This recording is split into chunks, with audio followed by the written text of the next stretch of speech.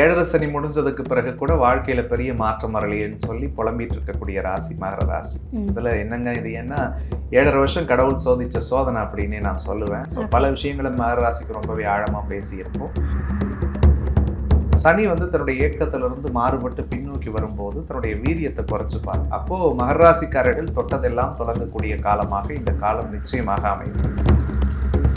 So இந்த டைமில் எந்த விஷயத்தில் ரொம்ப கவனமாக இருக்கணும்? வார்த்தைகளில் ரொம்ப கவனமாக இருக்கணும் மகரம். டக்குன்னு மனசில் பட்டதை பேசிடுவீங்க. 2வது இடத்துல ராகு இருக்குது, 8ல் கேது இருக்கிறதுனால.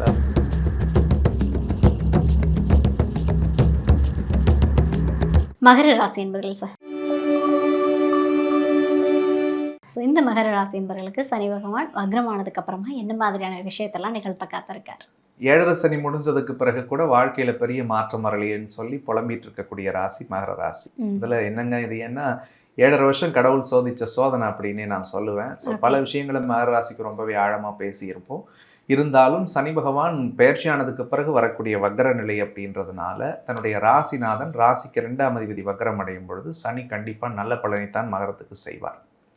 மெயினாக மகராசிக்காரர்களுக்கு உடம்பளவுலையும் மனசளவுலையும் இருந்து வந்த குழப்பங்கள் எல்லாம் சரியாகும். சனி பயிற்சியாகி கூட அந்த 5 மாசமா மகரம் முடங்கி தான் இருந்தது. எந்த காரியத்தையும் செயல்படுத்தலை, எதையும் பண்ண முடியல. 7.5 சனியில கூட நல்லா இருந்த மாதிரி இருந்துச்சு, இப்போதான் சார் ரொம்ப கஷ்டமா இருந்துச்சுன்னா நிறைய வருத்தப்பட்டிருப்பாங்க. இப்போ சனி தன்னுடைய இயக்கத்திலிருந்து மாறுபட்டு பின்னோக்கி வரும்போது தன்னுடைய வீரியத்தை குறைச்சுப்பார். அப்போ மகராசிக்காரர்கள் தொட்டதெல்லாம் தொடங்கக்கூடிய காலமாக இந்த காலம் நிச்சயமாக அமையும். குறிப்பா வீடு தொழில் சார்ந்த விஷயங்கள்ல அவங்களுக்கு இருந்து வந்த தடைகள் சரியாகும். ரொம்ப நாளா வீடு கட்டணும்னு நினைக்கிறேன் சார், தடையா இருந்துச்சு, வீடு கட்டுவாங்க. ரொம்ப நாள் வீடு வாங்கணும்னு நினைக்கிறேன், கண்டிப்பா அமையும். தொழில் தொடங்கணும், தொழில் ஒரு நல்ல ஆஃபீஸ் போட்டு ஒரு 10 பேர் வச்சு வேலை வாங்கணும்னு நினைச்சாங்கன்னா கண்டிப்பா அந்த எண்ணங்களும் கனவுகளும் அவர்களுக்கு நனவாகும். பண விஷயங்கள்ல இந்த 7.5 வருஷத்துல நிறைய இழந்துட்டாங்க. பொண்ணையோ பொருளையோ உயிரையோ கொடுக்கணும்னு சனி கேட்டுச்சு, நிறைய பண விரயங்களை செஞ்சாங்க. இழந்த பணத்தை மீட்பதற்குரிய ஒரு அடித்தளமாக அடுத்த 5 மாத காலம் மகராசிக்கு அமையும். 7 சனியில் எதை தொலைச்சாங்களோ இல்லையோ ஃபேமிலியை நிறைய மகராசி தொலைச்சிருக்கும். கணவன் மனைவிக்குள்ள சண்டை பிரச்சனை, நிறைய டிவோர்ஸ் நடந்திருக்கும். அதே மாதிரி ரிலேஷன்ஷிப் பிரேக்கப்ஸ், தப்பான உறவுக்குள்ளே போய் மாட்டிக்கிறது அல்லது ஏமாற்றம் துரோகத்தை சந்தித்தது, இது எல்லாத்திலிருந்தும் மீண்டு வரக்கூடிய காலமாக இந்த சனி வக்ரம் இருக்கும். கல்யாண வயசில் இருக்கிறவங்களுக்கு கல்யாணம் நடக்கும். காதலர்களால் அல்லது காதலனால் ஏமாற்றப்பட்டவர்களுக்கு அந்த காதலில் திருப்ப யூனிட் ஆகிறதுக்குரிய வாய்ப்புகள் இருக்குது. அதே மாதிரி மறுமணத்தை எதிர்பார்த்த மகராசிக்காரர்களுக்கு கடவுள் புண்ணியத்தில் மறுமணம் கூடி வரக்கூடியதாக இருக்கும். கோர்ட்டு கேஸ் வம்பு வழக்கு எதாக இருந்துச்சுன்னா இவங்களுக்கு சாதக பலன்களை பெற்றுத்தரும். கடன் வாங்கிட்டு கொடுக்க முடியாதவங்க கொடுப்பாங்க, கொடுத்துட்டு வர வேண்டிய பணம் இவங்களுக்கு திருப்ப வரும். தந்தை வழி உறவுகளால் பெரிய ஆதாயம் கிடைக்கும். ரொம்ப குறிப்பாக பட்டம் பதவி பேர் புகழை எதிர்பார்க்குற மகராசிக்கு கண்டிப்பாக கடவுள் எல்லாத்தையுமே கொடுப்பார். வேலை இல்லாதவங்களுக்கு வேலை, ட்ரான்ஸ்ஃபர் ப்ரமோஷன் வேணுன்றவங்களுக்கு அதில் ஒரு பெரிய வளர்ச்சி. அதே மாதிரி financial development and self growth இந்த பீரியடில் ஆண்டவன் பெரிதளவில் ஏற்படுத்தி கொடுப்பார். நிறைய பேருடைய வெளிநாட்டு கனவுகள் சக்ஸஸ் ஆகும். சுபவிரயங்களை நிறைய செய்வாங்க. கடந்த காலத்தில் எவ்வளோ சம்பாதிச்சு கொண்டு வந்தால் கூட புண்ணியத்துக்கு செலவு பண்ணியிருக்க மாட்டாங்க. தேவையில்லாத செலவு கர்ம செலவாக தான் போயிருக்கும். பட் இந்த காலகட்டம் கண்டிப்பாக இவர்களுடைய தேவைக்கும் புண்ணியத்திற்காகவும் செலவு செய்யக்கூடிய காலமாக இருக்கும்.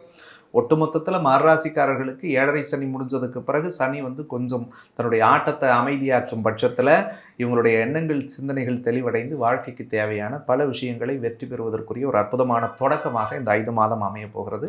மகரத்துக்கு அடுத்த 1 வருஷமும் சூப்பராக தான் இருக்குது. ஸோ அதனால் இந்த 5 மாதத்தை போனஸாக பயன்படுத்தி வெற்றி பெறணுன்றது என்னுடைய அன்பு வேண்டும். ஓகே, படாத பாடுபடுத்துறதுக்கெல்லாம் போனஸ் கொடுத்துருக்காரு வக்ரமாகி. அருமை சார். ஸோ இந்த டைமில் எந்த விஷயத்தில் ரொம்ப கவனமாக இருக்கணும்? வார்த்தைகளில் ரொம்ப கவனமாக இருக்கணும் மகரம். டக்குன்னு மனசில் பட்டதை பேசிடுவீங்க. 2வது இடத்துல ராகு இருக்குது, 8ல் கேது இருக்கிறதுனால வாக்கு சார்ந்த விஷயம் கவனம். யார்கிட்ட பேசுகிறீங்கன்றதுல ரொம்ப கவனம். கம்யூனிகேஷன் விஷயங்களில் ரொம்ப ஜாகிரதையாக இருங்க. அடுத்தவங்களை பற்றி பேசுகிறத குறைச்சிக்கோங்க. தேவையற்ற விமர்சனங்களை தவிர்ப்பது நல்லது. 8ல் கேது இருக்கிறதுனால கோச்சார ரீதியாக நாகதோஷம் இருக்குது. தவறான உறவு, தவறான சேர்க்கை, தவறான பழக்க வழக்கத்தில் கொஞ்சம் ஜாகிரதையாக இருக்கணும். இல்லீகல் ரிலேஷன்ஷிப் அஃபேர் இருந்துச்சுன்னா கவனமாக இருக்கணும். கணவன் மனைவிக்குள்ளே இருந்தீங்கன்னா விட்டு கொடுத்து போகணும். ஏன்னா இதெல்லாம் சிதைக்கிறதுக்கு இந்த நேரம் கொஞ்சம் முயற்சி பண்ணணும். அதில் மாட்டிக்காமல் தப்பிக்கணுன்றது என்னுடைய ஒரு அன்பு வேண்டும். Okay sir, super. ஸோ இந்த டைமில் மகர ராசி என்பவர்கள் எந்த கடவுள் வழிபாடு எடுத்துக்கிட்டால் சிறந்ததாக இருக்கும்? சர்ப்பதோஷம் ரொம்ப ஸ்ட்ராங்காக இருக்கிறதுனால சர்ப்ப கிரகத்தினுடைய வழிபாடு நல்லது பண்ணும். நவகிரகத்தில் இருக்கக்கூடிய ராகு கேதுக்களுக்கு ஞாயிற்றுக்கிழமை அன்னைக்கு 4 காலத்தில் போயிட்டு ஒரு 2 விளக்கேற்றி இவங்க சாமி கும்பிடும் போது அந்த ராகு கேது தோஷத்தால் ஏற்படக்கூடிய பாதிப்பு விலகும். இவங்க ஊருக்கு பக்கத்தில் ஏதாவது நாகநாதர் கோவில் இருந்துச்சுன்னா அல்லது புற்று கோயில் ஏதாவது இருந்துச்சுன்னா போயிட்டு அந்த சாமியை கும்பிட்டுட்டு பால் அபிஷேகம் பண்ணும்பொழுது ஒரு படி பால் வாங்கி கொடுத்துட்டு வந்தால் இவங்க பாவங்கள் எல்லாம் விலகும் அப்படின்றதும் ஐதீகமாக இருக்கும். Super sir. 7.5 வருஷமாக பாடாப்படுத்தினாலும் அடுத்து வந்து இந்த 5 மாதம் இல்லாமல் 1 வருஷத்துக்கு எப்படியோ சேஃப் ஜோனில் வைக்க போகிறாரு. ஸோ ஒரு அற்புதமான பலனை மகர ராசி என்பவர்களுக்கு கொடுத்ததுக்கு நன்றி சார். நன்றி. சனியினுடைய வக்ரம் அப்படின்றத விட பொதுவாக நவகிரகங்கள் வக்ரம் அடையும் பொழுது தன்னுடைய இயல்பான இயக்கத்திலிருந்து பின்னோக்கி இயக்கத்துக்கு போகிறது தான் வக்ரம் அப்படின்னு சொல்லுவோம். சுப கிரகங்கள் வக்ரம் அடைஞ்சதுன்னா அசுப பலன்களை செய்யும், அசுப கிரகங்கள் வக்ரம் அடைஞ்சதுன்னா சுபத்துவமான பலன்களை செய்யும் அப்படின்னு ஜோதிட விதி இருக்கு. சனி பகவானை பொறுத்த வரைக்கும் முன்னாடி நீங்கள் கேட்கும் போதே சொன்னீங்க, எந்த பாடு படுத்த போது ஏற்கனவே பல பேர் 7.5 சனியில் சிக்கி தவிச்சிட்டு இருக்காங்க அப்படின்னு சொல்லிட்டு இருந்தீங்க. ஸோ அந்த அடிப்படையில் சனி பகவான் வக்ரகதியில் பின்னோக்கி வரும்போது தன்னுடைய இயக்கத்திலிருந்து அவர் கொஞ்சம் ஸ்லோ டவுன் ஆகும்போது அவர் கொடுக்கக்கூடிய கெடு பலன்கள் நிச்சயமாக 12 ராசிக்காரர்களுக்கும் குறையக்கூடியதாக இருக்கும். ஓகே. ஸோ அந்த அடிப்படையில் சனி பகவான் வக்ர காலகட்டம் அப்படின்றது வாக்கிய பஞ்சாங்கப்படி ஜூலை மாதம் 15ஆம் தேதியிலிருந்து நவம்பர் 30ஆம் தேதி வரைக்கும் கிட்டத்தட்ட ஒரு 139 நாட்கள் இருக்க போகிறார் சனி. நட்சத்திர அடிப்படையில் மட்டுமே இந்த வக்ரம் நடக்கிறதுனால மீன ராசியிலேயே சனி பகவான் சஞ்சரிக்க போகிறார். அதில் முக்கியமாக சில ராசிக்காரர்களுக்கு இப்போதைக்கு இருக்கக்கூடிய மிகப்பெரிய அழுத்தங்கள்லிருந்து மாறுபட்டு வருவார்கள். குறிப்பாக சனி ஒரு ஜாதகத்தில் நீச்சம் அடைந்திருந்தாலோ அல்லது நீச்சமடைஞ்ச திசை இப்போ நடந்துட்டு இருந்தாலும் நீச்சத்துக்குரிய புத்தி இப்போ யாருக்காவது நடந்துட்டு இருந்ததுன்னா சனியால் ஏற்படக்கூடிய பாதிப்புகளும் தடைகளும் அவர்களுக்கு விலகும். அதில் முக்கியமாக பார்க்கும் பொழுது இந்த சனி வக்ர பயிற்சியில் ஒரு பெரிய ரிலீஃப் அடையக்கூடிய ராசிகளாக, அதாவது ஒரு நிம்மதி பெருமூச்சு விடக்கூடிய ராசிகள்னு கூட நீங்கள் தம்ப்நெயில் வைக்கலாம். ஸோ அப்படி இருக்கக்கூடிய ராசிக்காரர்களில் மேஷ ராசிக்காரர்களுக்கு இந்த 7.5 சனியினுடைய தாக்கம் என்பது குறையக்கூடிய அடிப்படையில் இருக்கும். கிட்டத்தட்ட இந்த 5 மாதமாக மேஷராசிக்காரர்கள் வேலை, தொழில், பண விஷயங்களில் நிறைய சவால்களை அனுபவிச்சிருப்பாங்க. உடல் ரீதியாக மன ரீதியாகவும் நிறைய நெருடல்களை சந்திச்சிருப்பாங்க. அந்த வழிகளிலிருந்து அவர்கள் மாறுபட்டு 7.5 சனி கொஞ்சம் இல்லாமல் இருந்தால் நம்ம வாழ்க்கை எப்படி இருக்குமோ அந்த மாதிரியான ஒரு பாதைக்குள்ளே மேஷராசிக்காரர்கள் அனுகூலமாக நகர்றதுக்குரிய ஒரு வாய்ப்பை இந்த சனி வக்ரம் அவர்களுக்கு ஏற்படுத்தும். அதற்கு அடுத்தது முக்கியமாக சிம்ம ராசிக்காரர்கள் கிட்டத்தட்ட இந்த சனி ஆரம்பித்ததுலேருந்து இந்த ஒரு 4-5 மாத காலங்களாக தூக்கம் இல்லாத, நிம்மதி இல்லாமல், சந்தோஷம் இல்லாமல், குடும்ப வாழ்க்கைக்குள்ளே பல நெருக்கடி, பல உளைச்சல், மன அழுத்தத்தோடு வாழ்ந்துட்டு இருக்கக்கூடியவர்களுக்கு ஒரு மிகப்பெரிய ரிலீஃபை கடவுள் கொடுக்க போகிறார். நிறைய பதட்டமும் பயமும் குழப்பமும் சிம்மராசிக்காரர்கள் மனசில் இருந்துகிட்டே இருந்தது. எந்த முடிவுகளை கூட அவங்களால தெளிவாக எடுக்க முடியாமல் இருந்தாங்க. அந்த கவலைகளிலிருந்து மாறுபடக்கூடிய ஒரு அற்புதமான காலம். குறிப்பாக அஷ்டமத்து சனியினுடைய அத்தனை பாதிப்புகளும் சிம்மராசிக்காரர்களுக்கு குறையக்கூடிய அடிப்படையில் இந்த சனி வக்ரம் இருக்கும் அப்படின்னு சொல்லலாம். அதற்கடுத்தது தனுசு ராசிக்காரர்களுக்கு அர்த்தாஷ்டம சனி ஆரம்பித்து இந்த ஒரு 5 மாதமாக நிம்மதி இல்லாமல், அமைதி இல்லாமல், ஒரு இடத்துல ஸ்டேபிளாக உட்கார முடியல சார், எல்லாம் இருக்குது, அரிசி இருந்து, பருப்பு இருந்து, அறுசுவையோடு சாப்பாடு இருந்து கூட வீட்டில் நிம்மதியாக கஞ்சி குடிச்சிட்டு படுத்து தூங்க முடியலன்னு சொல்லி வருத்தப்பட்டிருப்பாங்க இல்லையா? அந்த கவலைகளும் சூழல்களும் மாறக்கூடிய அடிப்படையில் தனுசு ராசிக்காரர்களுக்கு கடவுள் அர்த்தாஷ்டம சனி தாக்கத்தை குறைக்க போகிறாருன்னு சொல்லலாம். ஸோ அவங்க வீட்டில் கொஞ்சம் நிம்மதி, சந்தோஷம், அமைதி எல்லாம் பெருகக்கூடிய ஒரு காலமாக இருக்க போகிறது. அதற்கடுத்தது கண்டகத்து சனி நடக்கக்கூடிய கன்னி ராசிக்காரர்கள் உடல் அளவிலும் மனதளவிலும் நிறைய சோர்ந்து போயிருப்பாங்க.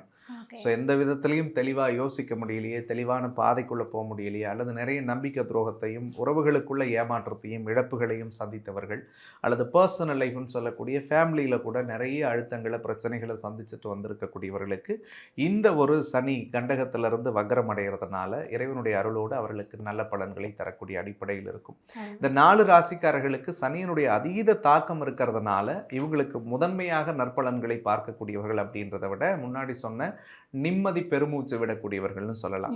ஸோ இதே மாதிரி 12 ராசிக்காரர்களுக்கும் சனி பகவான் பார்வைப்படக்கூடிய 3 இடங்கள், சனிக்கு பொதுவாக 3 பார்வை, காரிக்கு 3, 7, 10 சொல்லுவாங்க. அந்த பார்வைப்படக்கூடிய இடங்களினுடைய தாக்கம் நிச்சயமாக குறையும். ஒவ்வொரு ராசிக்காரர்களுக்கு சனி பகவான் எங்கெல்லாம் பார்க்க போறாரு, அவர் பார்க்கக்கூடிய இடத்தில் இருக்கக்கூடிய பலன் என்ன, அதனால் அவங்களுக்கு இருந்த கெடுபலன்கள் எந்த வகையில் நல்ல விதமாக மாறப்போகுது அப்படின்றத பற்றி நம்ம விரிவாக வரக்கூடிய தொகுப்புகளில் பேசுவோம். அருமை. அதாவது வந்து மேஷராசியாக இருக்கட்டும், தனுசு, கன்னி, அதே போல் பார்த்திங்கன்னா சிம்மம், எல்லாருக்குமே வந்து ஒரு வழியாக சனி பகவான் வேறு வேறு பேரில் போயிட்டு ஒரு வழியாக பாடாப்படுத்திட்டு ஒரு ப்ரீத்திங் ஸ்பேஸ் கொடுத்துருக்காங்க. கண்டிப்பாக அதை வந்து இந்த 4 ராசிகளும் பயன்படுத்துவாங்க அப்படின்னு நான் நம்புகிறேன்.